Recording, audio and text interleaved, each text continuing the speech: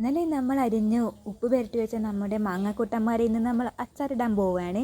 അപ്പോൾ അതിനായിട്ട് ആദ്യം തന്നെ ഒരു ഉരുളിയെടുത്ത് അതിലേക്ക് നല്ലെണ്ണയും പിന്നെ അത് ചൂടായി വരുമ്പോഴത്തേക്ക് ഉലുവയും ഇട്ടിട്ടുണ്ട്, കടുകും ഉണ്ട് കൂട്ടത്തിൽ.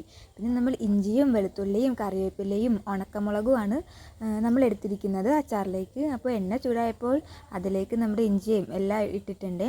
അപ്പോൾ ബാക്കി വീഡിയോ എടുക്കാനായിട്ട് കറണ്ട് പോയിരിക്കുമായിരുന്നു. അപ്പോൾ നമ്മൾ പൊടി ഇതിൽ മഞ്ഞൾപ്പൊടിയും മുളക് പൊടിയും ഉപ്പും കായപ്പൊടിയും അച്ചാർ പൊടിയുമാണ് നമ്മളിതിൽ ചേർത്തിരിക്കുന്നത്. പിന്നെ കുറച്ച് കാശ്മീരി മുളക് പൊടിയും ചേർത്തിട്ടുണ്ട്. പിന്നെ നമ്മൾ ഉപ്പ് പുരട്ടി വെച്ച് നമ്മുടെ മാങ്ങയും ഇട്ടിട്ടുണ്ട്. അപ്പോൾ ഇത് നമ്മൾ ഇളക്കിക്കൊണ്ടിരിക്കുകയാണ്. നന്നായിട്ട് തന്നെ മിക്സ് ചെയ്യണം. ആ മസാലയൊക്കെ മാങ്ങയിലേക്ക് പിടിക്കണം. പിന്നെ നമ്മൾ ആ ഉപ്പ് വെള്ളവും ഇന്നലെ മാങ്ങ അരിഞ്ഞു വെച്ചപ്പോൾ ഉണ്ടായ ഉപ്പ് വെള്ളവും നമ്മൾ ഇട്ടിട്ടുണ്ട്.